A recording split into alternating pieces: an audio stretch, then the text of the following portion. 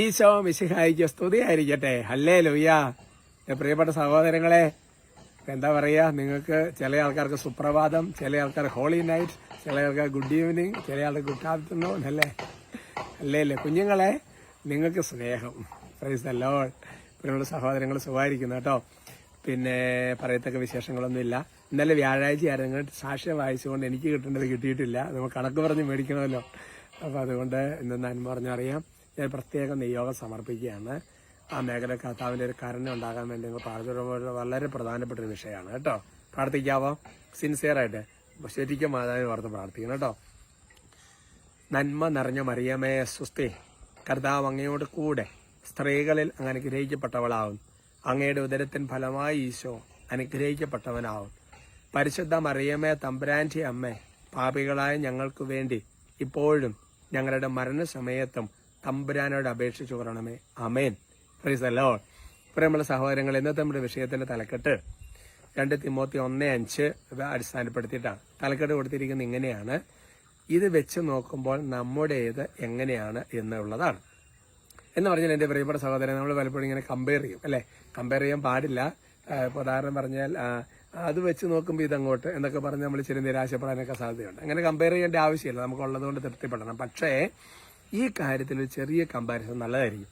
അതിന് വെളിപ്പെടുന്ന എങ്ങനെയാണ്? പൗലോസിക തിമോത്തിയോസിനെ എഴുതുമ്പോൾ തിമോത്തിയോസിനോട് പറയുകയാണ്, നിന്റെ കുറച്ച് സംബോധനയൊക്കെ ആദ്യമാണ്, അതിന് ശേഷം പറയാ, നിന്റെ നിർവ്യാജമായ വിശ്വാസം ഞാൻ അനുസ്മരിപ്പിക്കും. പറയാ, എന്നിട്ട് പറയാ, നിന്റെ വലിയമ്മയായ ലൊവീസിനും നിന്റെ അമ്മയായ യൗനിക്കും ഉണ്ടായിരുന്ന വിശ്വാസം ഇപ്പോൾ നിനക്കുമുണ്ട് എന്ന് എനിക്ക് ബോധ്യമുണ്ട്. സൂപ്പർ വചനമാണ് എൻ്റെ സഹോദരങ്ങളെ. അതായത് പൗലോസ്ലീഹ തിമോത്തിയോസിനെ പറയുക, അതായത് പിന്നെ വല്യമ്മ, സത്യം പറഞ്ഞ് നിങ്ങൾ ചിന്തിച്ചു നോക്കിയേ, നമ്മുടെ വീട്ടിലൊക്കെ ശരിക്കും പറഞ്ഞു കഴിഞ്ഞാൽ നമ്മുടെ വല്യപ്പൻ വല്യമ്മയ്ക്ക് ഉണ്ടായിരുന്ന ഒരു വിശ്വാസത്തിന്റെ ലെവല്, പിന്നെ അപ്പനും അമ്മ അവർക്കുണ്ടായിരുന്ന വിശ്വാസ ലെവല്, പിന്നെ ഇപ്പോഴത്തെ ഇളം തലമുറ.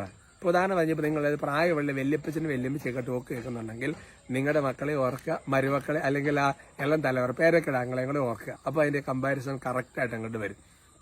എന്നിട്ട് പറയുകയാണ്, ആ വിശ്വാസം നിനക്കുണ്ട് എന്നെനിക്ക് ബോധ്യമുണ്ടെന്ന് ശ്ലീഹ തിമോത്തിയോസിനെ കുറിച്ച് കർത്താവിൽ വലിയ അഭിമാനത്തോടെ ഒരു പ്രഖ്യാപിക്കുക. അതുകൊണ്ട് എൻ്റെ സഹോദരങ്ങളെ, പലത് കമ്പയർ ചെയ്യേണ്ട വിശ്വാസത്തിന്റെ കാര്യത്തെ. നേരെ തലതിരിഞ്ഞും വരാം കേട്ടോ. വല്യപ്പന് വല്യമ്മയ്ക്ക് യാതൊരു വിശ്വാസമില്ല, ഇളം തലമുറയ്ക്ക് സൂപ്പർ വിശ്വാസം, അങ്ങനെയും വരാം. പക്ഷേ ഒരു നോർമൽ രീതി അനുസരിച്ച് നിങ്ങൾ നോക്കണം. ചുമ്മാ നമ്മുടെ വല്യപ്പന് വല്യമ്മയ്ക്കൊന്ന് ഓർത്തേ, അവരുടെ ആ പള്ളിയിൽ പോക്ക്, വിശ്വാസം, തീക്ഷ്ണത, അല്ലെ പ്രതിസന്ധിയിൽ പിടിച്ചു നിൽക്കുന്ന കാര്യങ്ങളൊക്കെ ഒന്ന് ഓർത്തേ. നമ്മുടെ അപ്പനും അമ്മയെന്ന് ഓർത്തേ, ഇനി നമ്മുടെ സ്ഥിതി ഒന്ന് ഓർത്തേ. അവിടെയാണ് നമ്മൾ നോക്കേണ്ടത് എൻ്റെ സഹോദരങ്ങൾ കേട്ടോ. അപ്പം അതുകൊണ്ട് അതായത് ആ ഒരു അതിലങ്ങോട്ട് കയറി വരണം. അപ്പോൾ കുറവുണ്ടെങ്കിൽ നികത്തണം. സാധാരണഗതിയിൽ ഓരോ നാടുകളിൽ കഴിയും വിശ്വാസം കൂടിക്കൂടി വരണ്ടേ. പക്ഷെ എന്താ സംഭവിക്കുന്നത് അല്ലേ? അന്നത്തെ ആത്മീയ കാര്യങ്ങളെ തീർച്ച, ഇന്നത്തെ ആത്മീയ കാര്യങ്ങളെ തീർച്ചത. Price the Lord. അപ്പോൾ വല്യപ്പനും വല്യമ്മച്ചൊക്കെ സ്വർഗത്തിലാണെങ്കിൽ അവരോട് പ്രാർത്ഥിച്ച ആ ഗിഫ്റ്റ് നിങ്ങൾക്ക് കിട്ടും അല്ലേ. പക്ഷെ പ്രത്യേക അനുഗ്രഹിക്കട്ടെ കേട്ടോ. അല്ലാന്നുണ്ടെങ്കിൽ ശരിക്കും പറഞ്ഞു കഴിഞ്ഞാൽ അവർ ജീവിച്ചിരിക്കുന്നുണ്ടെങ്കിൽ അവർ കറുത്ത നിങ്ങൾക്കുണ്ടായിരുന്ന വിശ്വാസം എനിക്കങ്ങനെ പാർന്ന് കിട്ടാൻ വേണ്ടി ഒരു ബ്ലെസ്സിങ് തരണമെന്നൊക്കെ ഒന്ന് പ്രാർത്ഥിച്ചേ അല്ലേ.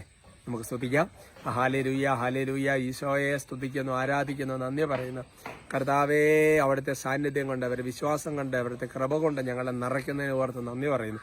എനിക്ക് വേണ്ടി പ്രാർത്ഥിച്ച് ഇവരെ ഓരോരുത്തരെ നന്ദിയോടെ ഓർക്കുന്നു. നിങ്ങളെ ശല്യം ചെയ്യുന്ന എല്ലാ ദുഷ്ടാരികളും പൈശാചികളും യേശുവിന്റെ നാമത്തിൽ ബന്ധിച്ച് ബഹിഷ്കരിച്ച് കുരിശന്റെ ചുവടിലേക്ക് ആട്ടിപ്പായിക്കുന്നു. കർത്താവിന്റെ കൃപ നിങ്ങളെ താങ്ങട്ടെ. എന്റെ കർത്താവ് ഇവരുടെ ഓരോ ഉദ്യമങ്ങളെയും ഈശോയുടെ നാമത്തിൽ ആശീർവദിക്കുന്നു.